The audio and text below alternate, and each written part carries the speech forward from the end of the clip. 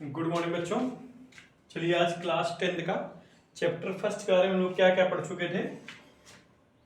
रासायनिक अपक्रिया क्या होती ये पढ़ चुके थे। उसके कुछ टाइप जैसे संतुलित अपक्रिया, कंकाली अपक्रिया, ठीक है।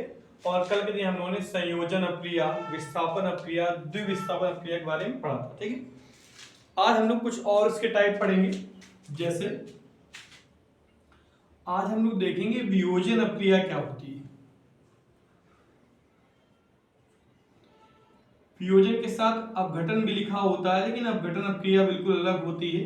कहने को तुम बोल सकते हो कि एक साथ है, लेकिन डिफरेंस होता है दोनों में, ठीक है। और इसके बाद हम पढ़ेंगे ऊष्मा क्षेपी एवं ऊष्मा शोषी अभिक्रिया। और इसके बाद भी अगर समय बच जाता है तो हम लोग देख लेंगे उपचयन, या जिसको हम लोग बोलते हैं ऑक्सीकरण, और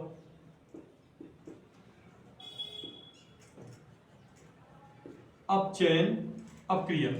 या इसका जो संयुक्त रूप होता है इसे हम बोलते हैं रेडॉक्स अपक्रिया। इसके बारे में भी थोड़ा थोड़ा देख लेंगे, ठीक है। तो आज हम इन अपक्रियाओं के बारे में अध्ययन करेंगे, ठीक है। तो देख लेते हैं पहली स्टार्टिंग। पहली अपक्रिया देखिए हमारे पास कौन सी है, वियोजन अपक्रिया। अब देखिए वियोजन अपक्रिया क्या होती है, तो वो वियोजन बोले या बोले अपघटन, ठीक है। इसे हम लोग डिसोसिएशन बोलते हैं, ठीक है। इन दोनों के जो थ्योरी की स्टार्टिंग है वो एक जैसी, ठीक है। एक जैसी मतलब इन दोनों में ही हम जब बोलेंगे, इन दोनों मतलब होता है टूटना। वियोजन का मतलब भी होता है टूटना और अपघटन का मतलब भी होता है टूटना। बस एक कंडीशन होती है, अगर किसी पदार्थ को हम गर्म करें तो वह दो अणुओं में टूट जाए, और ठंडा करने पर यदि पुनः संयुक्त हो जाए तो उस अपक्रिया को हम लोग क्या बोलेंगे, वियोजन। और अगर पुनः संयुक्त ना हो तो उसे क्या बोलेंगे, अपघटन। देखिए लिखा है जैसा, लेकिन डिफरेंस है दोनों में, ठीक है। तो इसकी अपक्रिया हम लोग क्या कह सकते हैं,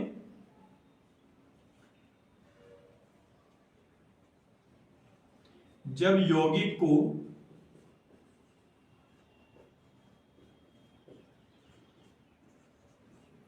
गर्म करें तो वह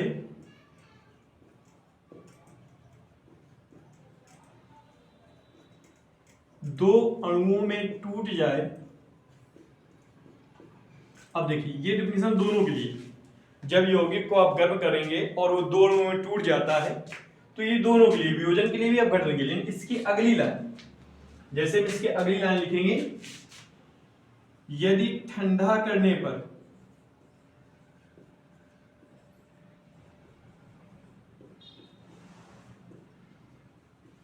पुनः संयुक्त हो जाए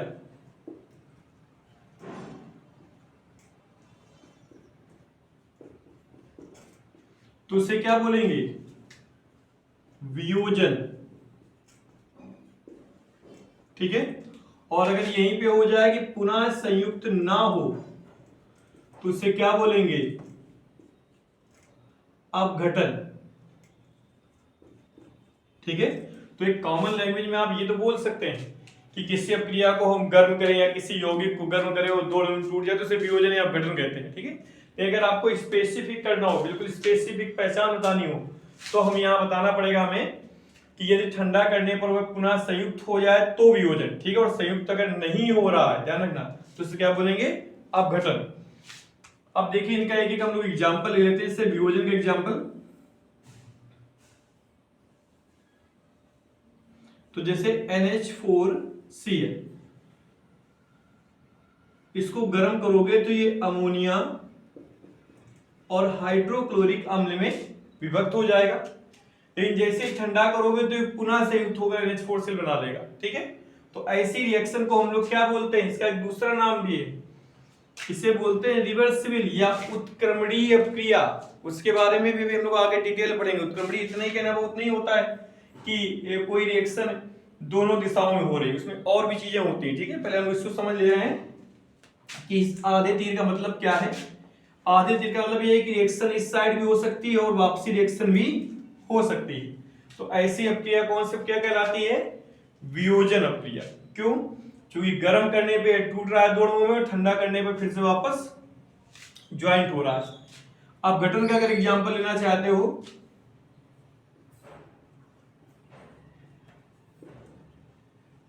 तो अब गठन का एग्जांपल हम क्या ले लेंगे, जैसे पोटेशियम क्लोरेट, इसको गर्म किया जाता है तो ये पोटेशियम क्लोराइड और ऑक्सीजन गैस में टूट जाता है, लेकिन फिर ठंडा करने पर इसके जुड़ने के चांसेस नहीं होते। ठीक है, बस इस पे ध्यान दीजिएगा। अगर आप इसको ठंडा करेंगे तो वापस ये ज्वाइंट नहीं होगा। तो ऐसी अपक्रिया को हम लोग क्या बोलते हैं, अपघटन अपक्रिया।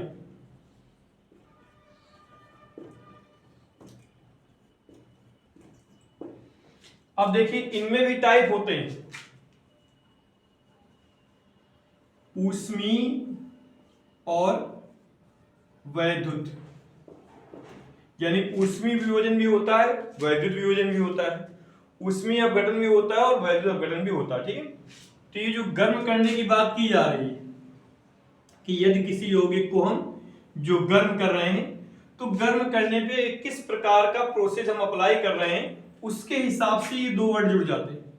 यानी अगर हम इसको ऊष्मा दे रहे हैं, ठीक है, किसी पदार्थ से ऊष्मा दे रहे हैं तो इसे बोलेंगे ऊष्मीय अपघटन या ऊष्मीय वियोजन, क्योंकि आप ऊष्मा देके उसको गर्म कर रहे हैं। ठीक है, और अगर आप इलेक्ट्रोड का प्रयोग कर रहे हैं, कैथोड और एनोड का इलेक्ट्रिक के द्वारा इसको गर्म कर रहे हैं तो उसमें वर्ड जुड़ जाता है वैद्युत। ठीक है, तो ये कोई अलग डेफिनेशन नहीं है। कोई तुमसे पूछ दे कि ऊष्मीय वियोजन क्या होता है तो बस इतना लिखना होगा, जब किसी यौगिक को ऊष्मा से गर्म करें तो वह दोनों में टूट जाता है और ठंडा करने पर पुनः संयुक्त हो जाए, उसे बोलते हैं ऊष्मीय वियोजन। यही कोई पूछ दे कि वैद्युत वियोजन क्या होता है तो बस वैद्युत जोड़ दें, जब किसी यौगिक को इलेक्ट्रोड के द्वारा गर्म करें तो वह दोनों में टूट जाता है, ठंडा करने पर पुनः संयुक्त हो जाता है, तो क्या बोलेंगे, वैद्युत वियोजन। ठीक है, तो वियोजन और अपघटन ये दोनों पॉइंट आपको समझ में आ गए हैं कि नहीं। देखिए दोनों पॉइंट में कोई भी दिक्कत नहीं, दोनों एक ही चीजें हैं, बस एक वर्ड के जुड़ने से वियोजन अलग हो जाता है और अपघटन अलग हो जाता है। वर्ड क्या है कि जब यौगिक को गर्म करें तो वह दो अणुओं में टूट जाए, ये दोनों में सेम रहेगी लाइन। यदि ठंडा करने पर पुनः संयुक्त हो जाए तो वियोजन, संयुक्त ना हो तो अपघटन। रिएक्शन में हम देख लेंगे, जहां रिवर्सिबल लगा होगा वो वियोजन का होगा और जहां शिफ्ट चेंजेस लगा होगा वो अपघटन का होगा। पहचान करना बहुत आसान होता है। अगर आपको ऐसा मार्ग दिख जाए तो वियोजन, ये वाला मार्ग दिख जाए तो अपघटन। ठीक है, ऊष्मीय और वैद्युत का हमने आपको समझा दिया है।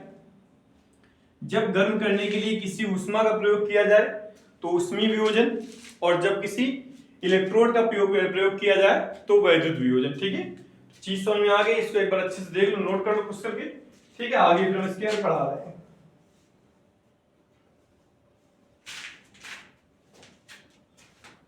नोट हो गया, चलिए अब हम लोग अगली डेफिनेशन की तरफ बढ़ते हैं।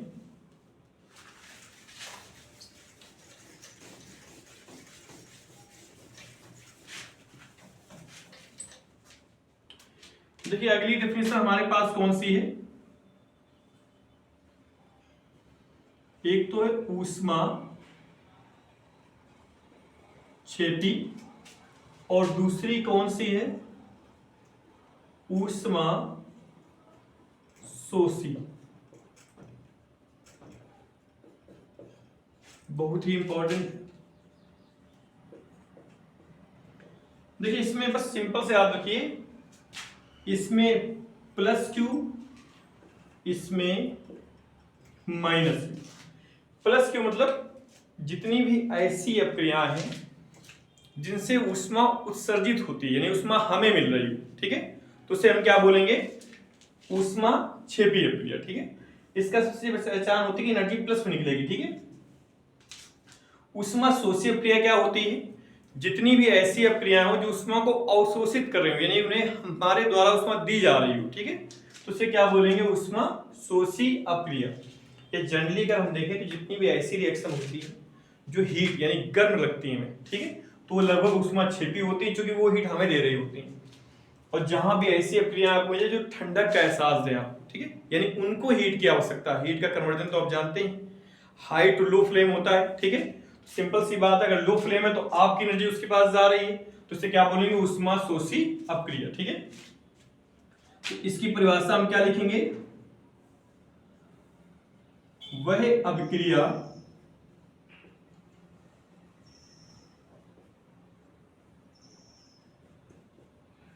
जिसमें ऊष्मा उत्सर्जित होती है,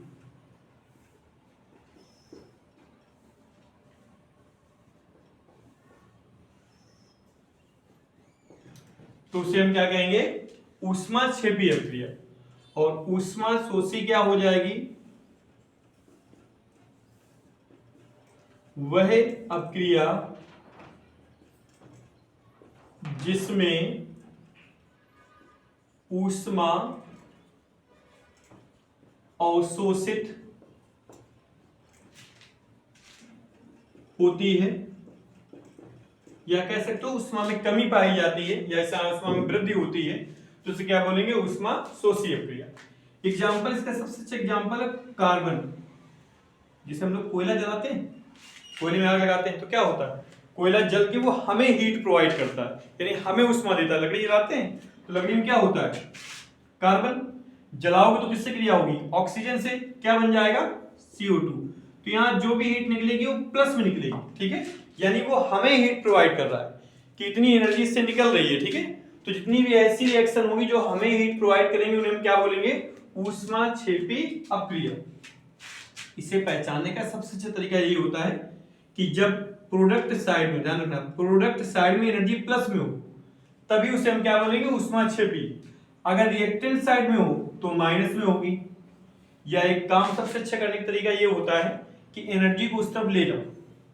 अगर यहाँ माइनस में हो जाएगी, जैसे मान लो कोई एग्जाम्पल आपके पास आ गया है, इसी को हम ऐसे लिख सकते हैं, C+O2 minus Q changes CO2। तो ये इस तरफ है तो माइनस में, अब इसको उधर लेके जाएंगे किस में चली जाएगी, प्लस में। तो रियलिटी में हमें प्रोडक्ट किस में प्राप्त हुई, प्लस में। तो जिसमें भी हमें एनर्जी प्लस में प्राप्त होगी प्रोडक्ट साइड में। बस इस चीज का विशेष ध्यान रखना, जिस भी एग्जांपल में आपको हीट प्रोडक्ट साइड में पॉजिटिव आवेश में प्राप्त हो रही हो तो उसे हम क्या बोलेंगे, ऊष्मा क्षेपी अपक्रिया, एक्सोथर्मिक रिएक्शन, ठीक है।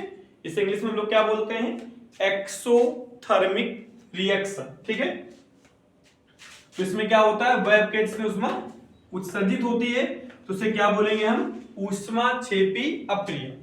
अब ऊष्मा शोषी की बात आ जाए तो यहां देखिए हम लोग कौन सा एग्जांपल ले सकते हैं, कोई भी ऐसा एग्जांपल जो ऊष्मा क्या कर रहा हो, ठंडक, यानी कि ठंडी अपक्रिया। जैसे अमोनिया का विघटन, अमोनिया का जब विघटन करते हैं तो क्या बनता है, N2 + 3H2 और -Q कैलोरी, यानी उसको उष्मा हमें देनी पड़ती, ठीक है, उससे उष्मा हमें मिलती नहीं है। ध्यान रखना, अमोनिया का जब विघटन होता है तो उसको ठंडी अपक्रिया होती है, उसको खुद एनर्जी की आवश्यकता होती है।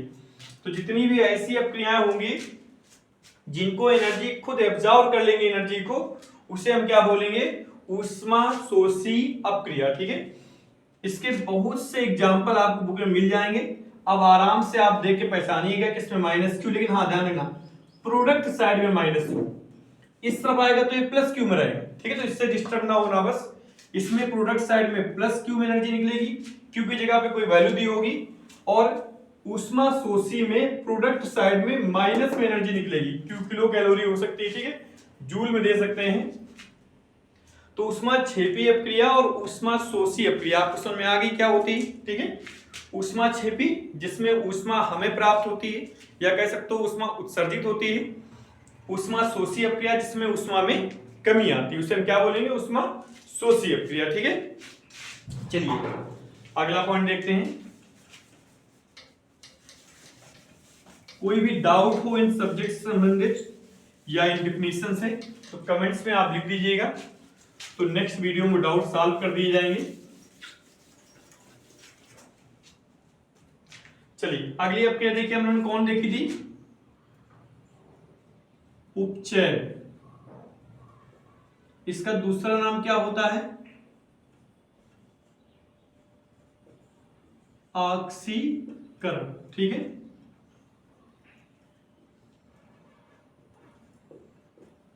देखिए ये रिएक्शन जो है इसकी डेफिनेशन कई प्रकार से, ठीक है। जैसे आपको जो 10th लेवल वो थोड़ा छोटा लेवल है, जब आगे आप जाएंगे तो इसका लेवल बहुत ही ज्यादा बड़ा मिल जाएगा आपको। ज्यादा बड़ा मिलने का मतलब ये है कि आपको ऑक्सीकरण की डेफिनेशन कई प्रकार से मिल जाएंगी, ठीक है। जैसे जो 10th में आपके दी हुई है उसमें बताया गया है कि ऐसी अभिक्रिया जिसमें ऑक्सीजन की संख्या में वृद्धि होती है, ठीक है। ऐसी अभिक्रिया जिसमें ऑक्सीजन की संख्या में वृद्धि होती है उसे हम क्या बोलते हैं, ऑक्सीकरण या उपचय। या इसका एक थ्योरी ये भी हो सकती थी कि हाइड्रोजन की संख्या में कमी होती, ठीक है। दोनों डेफिनेशन होती हैं, ऑक्सीजन की संख्या में वृद्धि होती है अथवा हाइड्रोजन की संख्या में कमी होती है। तो ऐसी अपक्रिया को हम लोग क्या बोलते हैं, ऑक्सीकरण अपक्रिया, ठीक है। जबकि रियलिटी में इसकी परिभाषा कुछ दूसरी, यहां पे ऑक्सीजन संख्या में वृद्धि न लिख के हम बोल सकते हैं कि ऋण विद्युती, अब आप पीरियडिक टेबल आगे पढ़ोगे तो समझ में आएगा, ऋण विद्युती तत्वों की संख्या में वृद्धि, ठीक है। यानी जितने भी, जो ऑक्सीजन कैसा होता है निगेटिव, ठीक है, नाइट्रोजन कैसा होता है निगेटिव, फ्लोरीन कैसा होता है निगेटिव, क्लोरीन कैसा होता है निगेटिव। तो जब भी ऐसे तत्व जिसमें निगेटिव आयन पाए जाते हैं जिनको हम बोलते हैं ऋण विद्युती तत्व या निगेटिविटी एलिमेंट, तो उनकी संख्या में अगर इंक्रीजमेंट होती है या उनकी संख्या में वृद्धि होती है तो उसे हम क्या बोलेंगे, ऑक्सीकरण। या इसका अगर दूसरा रूप ले दें तो हम बोलेंगे धन विद्युती। यदि धन विद्युती तत्वों की संख्या में